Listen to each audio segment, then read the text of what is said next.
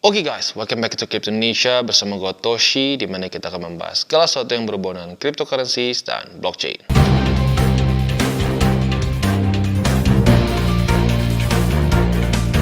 Oke, jadi pada hari ini guys, kita akan update mengenai on-chain analysis. Ya, mungkin lebih tepatnya nih on-chain yang kita lakukan setelah pergerakan Bitcoin yang cukup signifikan, ya.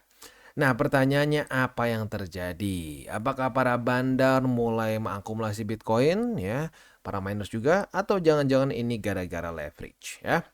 Nah, tetapi sebelum kita mulai seperti biasa, gue akan disclaimer dulu bahwa semua konten dari TCI ini bukanlah financial advice, ini semua bentuknya adalah edukasi, ya. Oke, disclaimer beres, kita langsung masuk dulu ke videonya. Pembukaannya adalah seperti biasa, kita jelaskan dulu apa itu on-chain analysis. Karena tidak semua orang tahu apa itu on-chain analysis, dan pembahasan on-chain di TCI ini bukanlah suatu segmen yang rutin. Jadi mungkin kebanyakan miss begitu ya. Nah, jadi on-chain analysis ini adalah suatu analisa yang khas dan spesifik untuk dunia cryptocurrency ya. Sesuai dengan namanya, on-chain analysis ini menganalisa data blockchain ya. Nah, kenapa dianalisa Bang ya? Dianalisa karena data blockchain itu yang paling pertama, yang paling penting adalah dia itu immutable. Sekali dicatat, tidak bisa diganggu gugat ya. Contoh nyatanya adalah transaksi pertama yang terjadi antara walletnya Satoshi Nakamoto dengan walletnya Half ini ya. Itu adalah transaksi pertama di blockchain Bitcoin dan selamanya akan menjadi yang pertama. Termasuk semua hard forknya itu akan tetap terhitung menjadi transaksi pertama gitu ya. Nah, ini berbeda dibandingkan dengan sistem ledger yang lain karena technically speaking Bitcoin atau lebih tepatnya blockchain ya itu menggunakan sistem ledger tetapi yang open dan terdecentralized ya. Jadi kalau secara teknisnya sama seperti ledger yang dipakai oleh perbankan, tetapi untuk perbankan disecure-nya dengan cara sentralisasi. Jadi mereka punya server sendiri. Kalau server itu kejebol, ya sudah, berarti semua datanya kejebol. Tetapi kalau untuk data blockchain ya itu berbeda karena mereka membagikan jadi kesannya mereka membagikan si sistem security ini ke semua miner gitu. Jadi harus sampai 51% para miner setuju bahwa transaksi ini legit, baru akan terjadi. Kalau tidak setuju, maka ya tidak akan dianggap sebagai transaksi yang legit gitu. Ya, itu dasarnya banget lah. Ya, maka dari itu kenapa data dari blockchain ini menarik untuk dianalisa. Kasarnya apa sih Bang? Kasarnya lu bisa baca pergerakan para bandar. Orang Indo kan paling suka tuh dengar kata-kata bandar ya. Wow, bandar bergerak begini, bandar bergerak begitu, bandar memainkan begini, begitu. Nah, tetapi seringkali kalau kita ngomongin bandar di dalam ya saham dan lain-lain itu suka ya kadang-kadang suka ambigu gitu, suka abu gitu. Pokoknya ada pergerakan dibilangnya bandar, bandar, bandar. Nah, tetapi on-chain yang gue suka adalah kita bisa langsung kelihatan ini pergerakan memang besar. Nah, pergerakan besar ini bahkan bisa di-trace kalau lu niat ke wallet mana begitu. Jadi lu tahu siapa saja pemain-pemainnya begitu ya. Nah, tetapi yang justru unik adalah bukannya dengan kita tahu data bandar, maka membuktikan bahwa bandar selalu benar. Justru dengan data blockchain ini atau lebih tepatnya dengan data on-chain ini menunjukkan bahwa para bandar seringkali salah gitu ya. Mereka seringkali beli di tempat yang salah, tapi di tempat yang salah dan seterusnya. Jadi on-chain analysis ini bukanlah untuk menggantikan TA atau menggantikan fundamental. Ini adalah suplemen lagi, tambahan lagi yang ketiga untuk kripto. Dengan digabungkan tiga-tiganya, kita akan semakin akurat analisanya ya. Oke, jadi itu penjelasan mengenai on-chain. Nah, yang pertama kita akan masuk dulu ke data Bitcoin Exchange Net Flow. Pertanyaan selanjutnya, Bang, kenapa net flow? Yang lain bahasnya inflow atau outflow ya. Kalau cuma bahas inflow atau outflow itu data nggak lengkap artinya. Oh, kok gitu Bang? Ya gini, ya karena net flow ini adalah inflow kurangi outflow. Jadi ini adalah selisih. Kalau lu cuma bahas misalkan, lihat nih outflow hari ini besar, tapi lu nggak bahas inflow-nya, ternyata selisihnya lebih gede inflow, sama aja bohong. Gitu. Maka dari itu, gue pilih langsung bahasnya net flow. Karena sekali lagi net flow ini adalah selisih dari inflow kurangi outflow. Jadi kalau ada orang nih ya, yang misalkan, lihat nih, outflow Bitcoin, misalkan ada berapa ratus ribu, atau enggak itu terlalu ekstrim lah ya, misalkan 10.000 Bitcoin, begitu ya. Nah, itu harus ditanya di hari itu infonya berapa. Kalau infonya 11.000 ya berarti banyakkan inflow gitu ya. Nah, cara bacanya gimana? Cara bacanya seperti ini, simple banget. Ada bar warna hijau, ada bar warna merah. Biasanya hijau artinya bullish, merah artinya bearish. Tetapi di sini kebalik ya. Merah justru bullish, hijau justru bearish. Kenapa seperti itu? Ya, inflow artinya apa? Inflow itu artinya BTC masuk dari mana?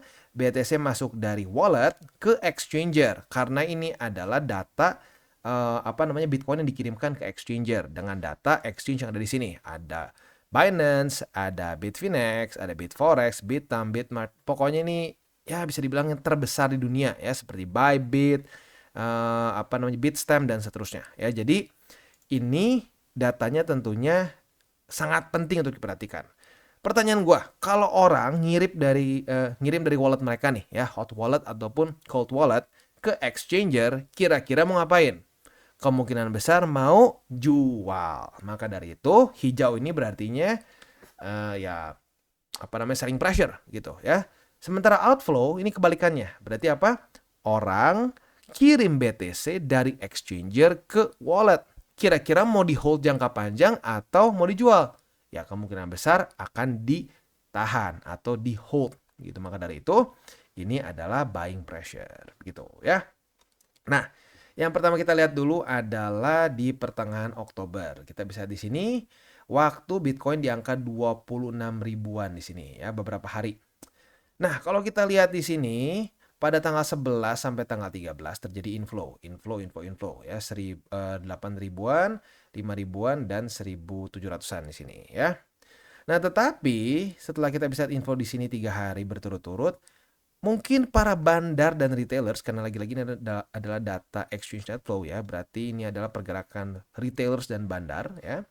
Setelah 3 hari berturut-turut inflow, harga tidak kunjung turun. Nah, kemungkinan besar di situ para bandar dan retailers mulai berpikir ini kayaknya cukup kuat nih supportnya, dan mereka beli lagi Bitcoin dan melakukan outflow besar-besaran pada tanggal 14 Oktober. Sebesar 20.462 Bitcoin ditarik dari exchanger yang ada di sini ke wallet, tentunya para bandar dan retailers ya. Dan tren ini terus berlanjut walaupun berkurang banyak ya. Ini hanya bisa dibilang 1/10-nya lah ya. Lalu di sini 3 ribuan, di sini 7 ribuan, dan di sini 4 ribuan. Tapi kalau kita gabungkan dari tanggal 14 sampai tanggal 19 ini, wah ini cukup banyak ya, kayaknya 30.000 ya, 30.000 tepat enggak lah, kayaknya 40 ribuan BTC ditarik dari exchanger ke wallet ya. Jadi salah satu penyebab dari Bitcoin yang bisa loncat cukup tinggi ya, cukup tinggi dari tanggal 16 ini sampai ke detik ini, yaitu salah satu penyebabnya adalah karena para bandar di sini mulai banyak melakukan akumulasi ya. Nah, yang unik apa? Yang unik setelah itu dari tanggal 20 sampai tanggal 25 terjadi lagi inflow. Mereka berpikir bahwa ini akan turun. Ternyata apa yang terjadi?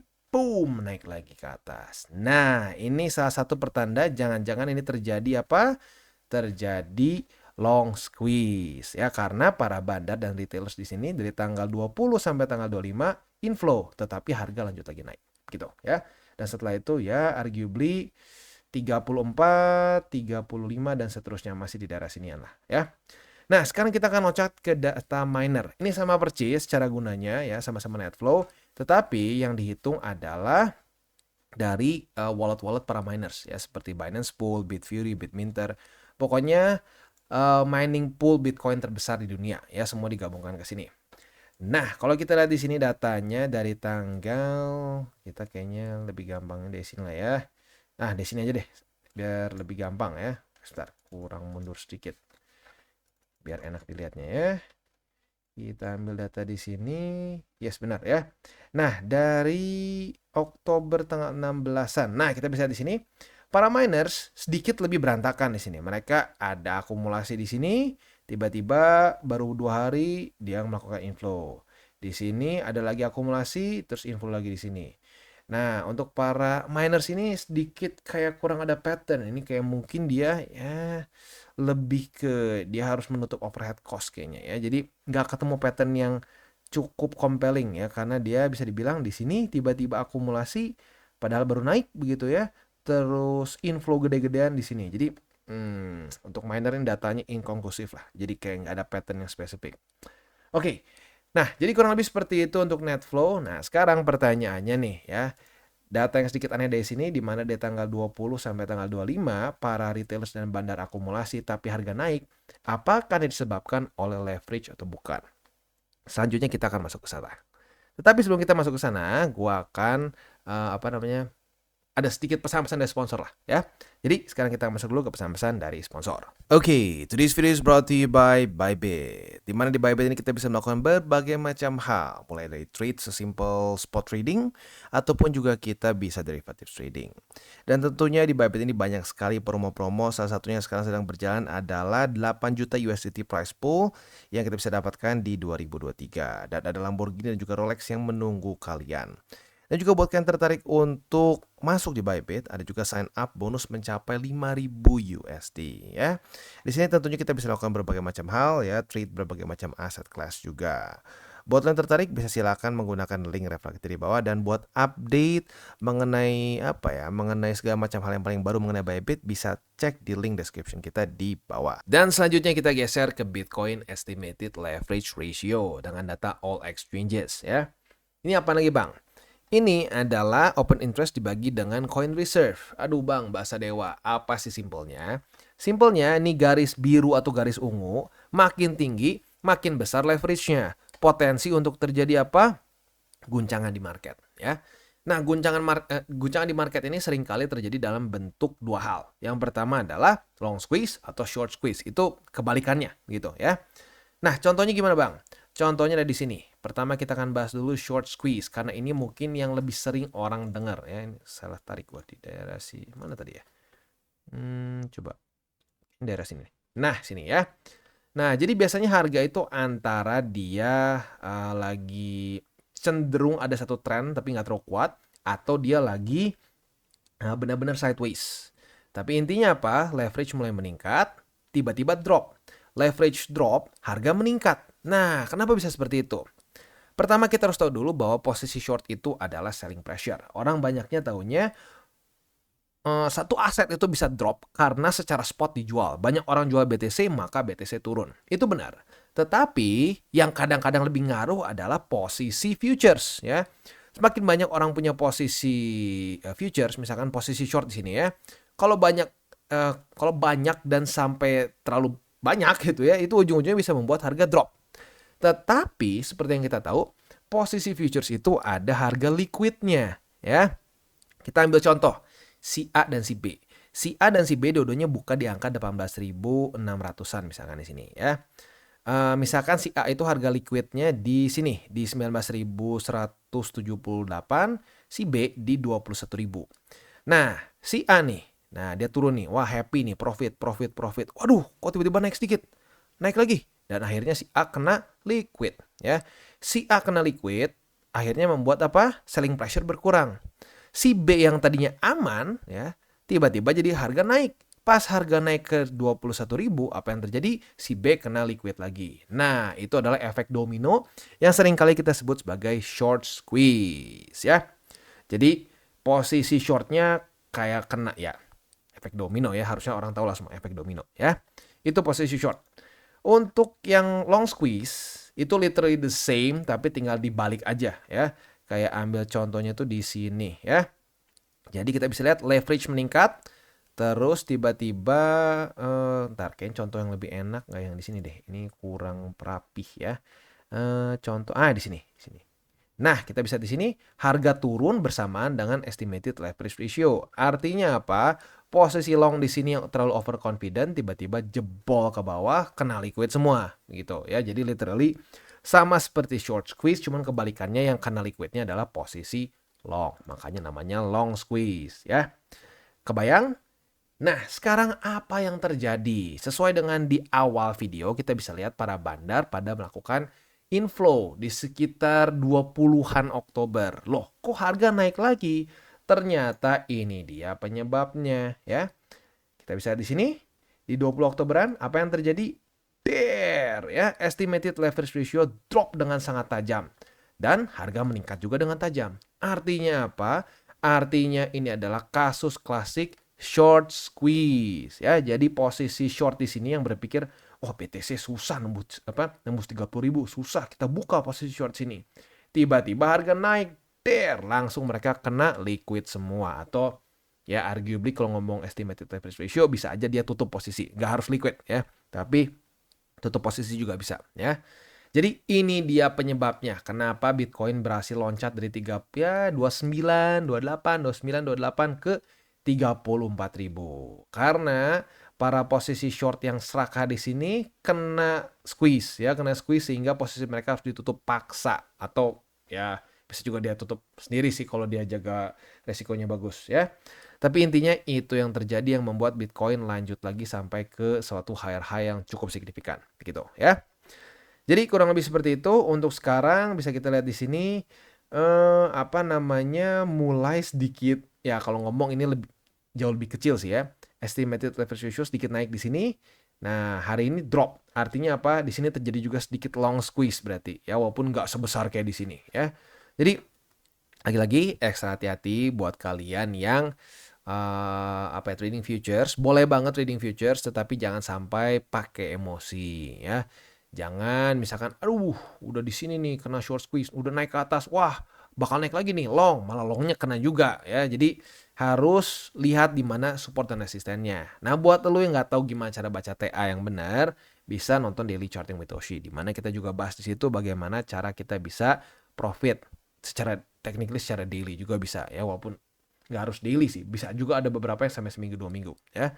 Jadi kurang lebih seperti itu gambarannya ya. Nah, selanjutnya kita akan tutup dengan MV/RV ratio seperti biasa ya. Ini ngomongin soal apakah Bitcoin sedang dalam keadaan overbought atau oversold ya. Cara kerjanya sangat percis seperti RSI, tapi cara ngitungnya nggak kayak RSI gitu ya. Tapi cara pemakaiannya sama percis. Jadi anggap ini di atas 70, ini di atas 30. Ini overbought, ini oversold gitu ya. Nah, kemarin di sini beberapa kali dia itu berhasil menunjukkan titik-titik di mana Bitcoin ini menemukan local top, dan sempat juga menunjukkan all time high ya. Nah, jadi bisa dibilang ini cukup bagus untuk menjadi salah satu sarana, atau bukan sarana ya, lebih tepat menjadi salah satu indikator yang kita pakai untuk TP dan akumulasi. Buat elu yang sudah nonton DCWT dari 2022 di sini ya, dari Mei, Juni, Juli di sini ya, harusnya sekarang udah senyum-senyum gitu, karena lo dapat BTC di harga 18.000, dapat di 20.000, dapat bahkan di angka 15.000 ya. Buat lo yang nonton kemungkinan besar ya baik ya, kalau dari 15.000 berarti udah 100% lebih ya. Nah, tapi sekarang sayangnya sudah terlambat, sudah tembus. Sekarang udah di tengah-tengah di sini ya. Jadi for now secara MV/RV ini udah sedikit terlambat ya. Tentunya nanti kita akan update juga saat kita sudah mendekati ke daerah overbought ya. Nah, di situ kita akan mulai TP bersama juga. Tapi buat lo yang mungkin ketinggalan atau mungkin waktu di sini terlalu takut untuk akumulasi, ya nggak apa-apa. Lo bisa nonton di Daily Charting with Toshi, di mana di situ kita akan bahas secara TA untuk akumulasi spotnya, gitu ya. Jadi kurang lebih seperti itu untuk on-chain kita pada hari ini. Seperti biasa gue ingatkan, jangan pakai uang panas, jangan over leverage, dan berpikirlah jangka panjang untuk kripto. Dan bagi kalian yang belum mengikuti DCWT atau Daily Charting with Toshi, bisa klik di sini, di mana kita akan daily chart your favorite cryptocurrencies. Dan buat lo yang masih bingung cara baca TA, chart, dan hal-hal lain, bisa juga kita klik di sini tutorials with Toshi. Ya. Dan buat lo yang belum memiliki akun ya, di berbagai macam cryptocurrency exchange, bisa klik di bawah ada link kita, lo bisa pilih sendiri. Ya. Lalu selanjutnya jangan lupa juga untuk join Telegram group kita, di mana kita bisa ngobrol-ngobrol santai mengenai dunia cryptocurrency secara 2 arah. So jangan lupa untuk like, subscribe, click the bell icon, and see you on the next video.